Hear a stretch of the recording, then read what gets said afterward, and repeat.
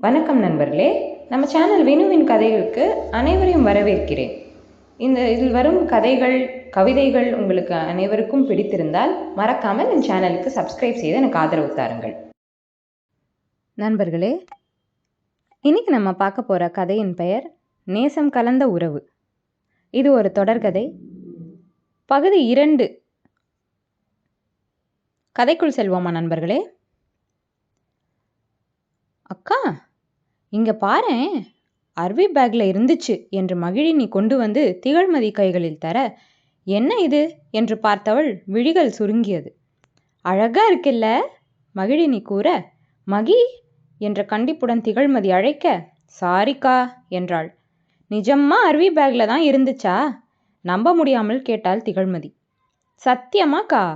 என்னடி அக்கா மேலே சத்தியம் பண்ணிட்டு இருக்க என்று வந்த அரவிந்த் திகழ்மதி கைகளில் இருந்த ஒற்றை சிகப்பு ரோஜாவால் ஆன சின்னஞ்சிறு பொக்கையை தன் கைகளுக்குள் எடுத்துக்கொண்டவன், வாவ், நைஸ், யார் கொடுத்தாங்கக்கா என கேட்டான் தமக்கையிடம். அதில் மகிழினி வாய் மூடி சிரிக்க, மீண்டும் திகழ்மதி முறைக்க, லூசாடி நீ என்ற அரவிந்த், என்னாச்சுக்கா, ஏதாவது ப்ராப்ளமா என்றான், அவளையும் அந்த பொக்கையையும் மாறி மாறி பார்த்து.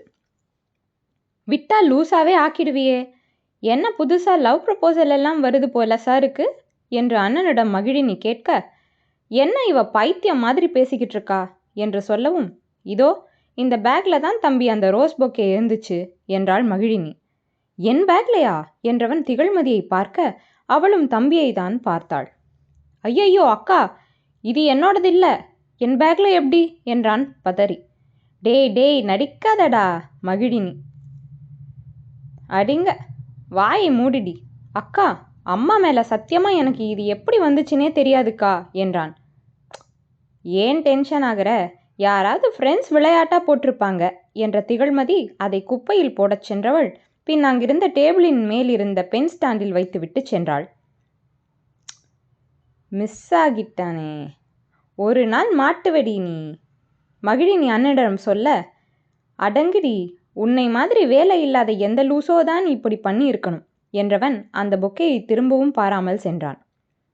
அக்கா பசிக்குது மகிழினி கூற, அத்தையும் அனுவும் சாப்பிட்டாங்களான்னு தெரியலையே மகி, இன்னும் ஒரு அரை மணி நேரம்டா என்றாள் திகழ்மதி. போக்கா, பசிக்கிற நேரம் சாப்பிடக்கூட முடியல, என்ன வாழ்க்கை இது என்று அவள் சலித்து கொள்ள, அவன் இருக்க இடமே இல்லாம இருக்கான், உனக்கு இங்க கசக்குதா என்றான் அரவிந்த். போடா, பசிச்சா உடனே சாப்பிடக்கூட முடியலன்னா அப்புறம் என்ன இருக்கு நம்ம வாழ்க்கையில் நமக்குன்னு, எல்லாம் இந்த ஹிட்லர் அத்தையால மகிழினி கூற, மகி, அத்தை அப்படியெல்லாம் சொல்லக்கூடாது, நம்ம பக்கம் இருந்து பார்த்தா அவங்க செய்கிறது தப்புன்னு தான் தோணும், ஆனால் அவங்க பக்கம் இருந்து யோசிச்சு பாரேன், தன்னோட புருஷன் தன் குழந்தைன்னு சந்தோஷமாக வாழ ஆசைப்பட்டவங்களுக்கு நாம தான் இடைஞ்சலாக வந்து இங்கே தங்கியிருக்கோம். அப்போ அவங்க கோபம் நியாயம்தானே? நம்ம 3 பேருக்கும் அவங்க தானே அடைக்கலம் கொடுத்துருக்காங்க. மாமா ஊருக்கு போனதும் நம்மளை விரட்டிட்டு மாமா கிட்ட கதை சொல்ல எவ்வளவு நேரம் ஆகும் அவங்களுக்கு? நமக்கு செய்யணும்னு என்ன தலையெழுத்து அவங்களுக்கு? அந்த கோபம் இருக்கும் தானே, அதைத்தான் அவங்க அப்பப்போ காட்டுறாங்க. மாமா நமக்காக என்னெல்லாம் பண்ணுறார், அவருக்காக இதை தாங்க முடியாதா என்று எடுத்து கூறினாள் தங்கைக்கு. ஆளுதான்கா வளர்ந்துருக்கா, அறிவு அப்படியே தான் இருக்கு என்றான் அரவிந்தும். ஆமாம், நீங்கள் தான் மெச்சிக்கணும். மாமா நமக்குன்னு அத்தைக்கிட்ட தனியாக எவ்வளவு காசு கொடுக்குது, 10 பைசா நம்ம கண்ணில் காட்டியிருக்குமா இந்த ஹிட்லர் அத்தை? இதில் இவங்க சமையலுக்கு ஆள் வேற வச்சிருக்காங்க, அப்படி என்ன வேலை பார்க்குறாங்க வீட்டில் இவங்க என்று நியாயமாய் கேட்டாள் சிறியவள். மகி, அதிகமாக பேசாத, அத்தை அக்காவை சமைக்க சொல்லாமல் வேற ஆளை போட்டுடுச்சே, அது வரைக்கும் சந்தோஷப்பட்டுக்கணும் நாம என்றான் அரவிந்த். இதைத்தான் சொல்றேன், இது ஒரு வாழ்க்கையா என மீண்டும் மகிழினி கூற, நமக்கும் ஒரு நாள் வரும் மகி, நீங்க 2 பேரும் நல்ல நிலைமைக்கு வந்துட்டா என்றாள் அவள் தலை வருடி திகழ்மதி. அப்படி சொல்லுக்கா, காலேஜில் நல்லபடியாக படித்து முடிச்சு பிளேஸ் ஆகிற வழியப்பாரு என்றான் அரவிந்தும். ஏய் மதி, அதுங்களை சாப்பிட சொல்லு, உன் மாமா இப்போ ஃபோன் பண்ணுவார் கீழிருந்து கனகா குரல் கேட்க, ஒரு நாள் இல்லை ஒரு நாள் மாமா கிட்ட இந்த ஹிட்லர் நல்லா செம்மத்தியாக வாங்கும், அப்போ நான் விசிலடிச்சு பார்க்குறேனா இல்லையா பாரு என்றபடி மூவருமாய் உண்ண சென்றனர். சொல்லு ராஜா, என்ன பண்ண போற? தந்தை முதலில் அமைதியாக கேட்க, அது தெரியாமல் தான் மகனும் அமர்ந்திருந்தான். என்னடா நினைச்சுக்கிட்டு இருக்க நீ? எங்களை எல்லாம் பார்த்தா எப்படி தெரியுது உனக்கு என்று தந்தை விஸ்வநாதன் கோபம் கண்டு இன்னுமே கடுப்பானது. பா என்ற மகனுக்கு என்ன சொல்வதென்றே தெரியவில்லை. தெரியாமல் சொல்லி வைத்த ஒற்றை பொய் இந்த அளவுக்கு வரும் என அவன் நினைக்கவே இல்லை. என்ன ராஜா ரொம்ப யோசிக்கிற என்றபடி அவன் அருகில் வந்து அமர்ந்தார் மீனாட்சி. மா, நீங்களுமா? பாட்டிக்காக எல்லாம் கல்யாணம் பண்ணிக்க முடியுமா? வாட் ரப்பிஷ் என்றான் ஆரியன் கோபமாக. பாட்டிக்காகன்னு ஏன் நினைக்கிற?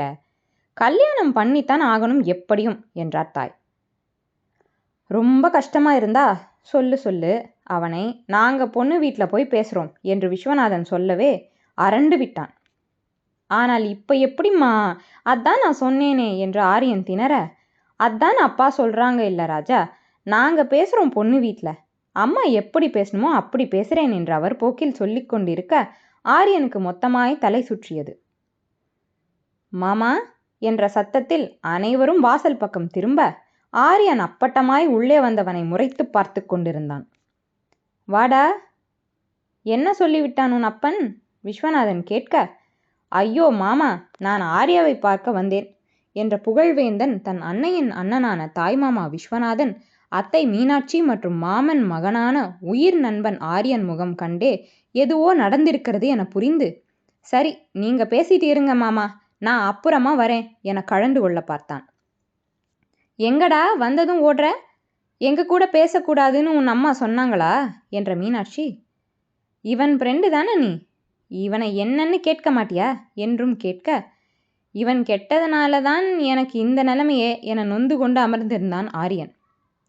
ஏண்டா, அவனுக்கும் உன் வயசு தானே, கல்யாணமாகி இன்னும் 4 மாசத்துல ஒரு பிள்ளைக்கு அப்பனாக போறான், நீ மட்டும் ஏண்டா வீட்டுக்கு அடங்காத பிள்ளையாவே இருக்க என்றார் மகனிடம் விஸ்வநாதன். தன்னை தன் மாமா பெருமையாய் கூறுவதை நினைத்து அதை முகத்திலும் காட்டி தன் நண்பனை புகழ்வேந்தன் பார்க்க, அவன் கல்யாணத்துல தான் நான் இப்படி இருக்கிறேன், இது தெரியாம இவர் வேற என்று ஆரியன் முணுமுணுத்து கொள்ள, ஏன் அவன் இப்ப என்ன அடங்காம போயிட்டான்? உங்க பிஸ்னஸ் இப்ப அவன் தானே பார்த்துக்கிறான். உங்க அம்மாக்காக கல்யாணத்துக்கு சம்மதம் சொல்லனேனா அடங்காத பிள்ளை ஆகிடுவானா என்றார் மீனாட்சி தன் கணவனிடம் கோபமாய். ஓ, இதுதான் மேட்ரா? அதான் இவன் மூஞ்சி கடுகு தாளிச்ச எண்ணெயாட்டம் இருக்குதா நினைத்து கொண்ட புகழை, பாத்தியா உன்னாலதான் இதெல்லாம் என்றான் கண்களால் காட்டி ஆரியன். பிஸ்னஸ் பார்த்துக்கிட்டா மட்டும் போதுமா? காலகாலத்தில் கல்யாணம் பண்ணிக்க என்ன வந்தது இவனுக்கு? 1 வருஷத்துக்கு முன்னாடி எத்தனை பொண்ணு பார்த்தோம். அது நொட்டை இது நொல்லைன்னு குறையா சொன்னான். அப்புறமும் ஒரு பொண்ணை விரும்புகிறேன் நான் என்ன சண்டையா போட்டேன்? கூட்டிட்டு வா கல்யாணம் பண்ணி வைக்கிறேன்னு தானே சொன்னேன் என்றார் விஸ்வநாதனும் கோபமாய். அதான் அந்த பொண்ணு வீட்டில் சிச்சுவேஷன் சரியில்லைன்னு சொன்னேனுங்க. மீனாட்சி இறங்கி வர, அப்படி சொன்னானேன்னு தான் 1 வருஷம் நீயும் நானும் அவன் எப்போ கல்யாணத்துக்கு சம்மதம் சொல்வான்னு அவன் வாயையே பார்த்துட்டு இருக்கோம். இன்னும் எவ்வளவு நாளைக்கு தான் இப்படி அவனும் பேசாம நாமளும் பேசாம இருக்க? அப்படி என்ன சிச்சுவேஷன்? அந்த பொண்ணு வீட்டுக்கு நான் போய் பேசுகிறேன், நான் கல்யாணத்துக்கு கேரண்டி சொல்கிறேன், அப்பவும் வாயை திறப்பானேங்கிறேன்.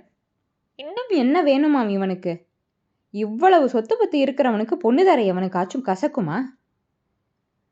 கோபத்தை அடக்க முடியாமல் தன்னால் முடிந்த மட்டும் விஸ்வநாதன் புத்தி உரைக்கட்டுமே என மகனுக்கு எடுத்துச் சொல்ல, மகனோ பயங்கரமாய் அருகில் நின்றவனை பார்வையால் கொலை செய்து கொண்டிருந்தான். ஆத்தி, இவன் கல்யாண மேட்டர்னு தெரிஞ்சிருந்தா இந்த தெருப்பக்கமே வராம போயிருப்பேனே என நினைத்து புகழ் ஆரியனை பார்க்க, இன்னும் 2 நாள்ல நாம பொண்ணு வீட்டுக்கு போறோம், விலாசத்தை உன் மகன்கிட்ட கேட்டு வை என்று சொல்லி விஸ்வநாதன் வெளியேறிவிட, இல்லாத பொண்ணு வீட்டுக்கு எப்படி வழி சொல்வான் என தன்னை முறைத்தவனை பார்த்து திருதிருவென பாவமாய் விழித்து நின்றான் புகழ். இதோ பிணைக்கப்பட்ட கயிற்றின் மற்றொரு நுனி, இழுக்கவும் இழுக்கப்பட போவதும் தான் யாரோ? பார்க்கலாம். இந்த பகுதி இதோடு நிறைவுற்றது நண்பர்களே. இந்த கதை நாளை மீண்டும் தொடரும். மீண்டும் நாளை சந்திப்போம் நண்பர்களே. நன்றி.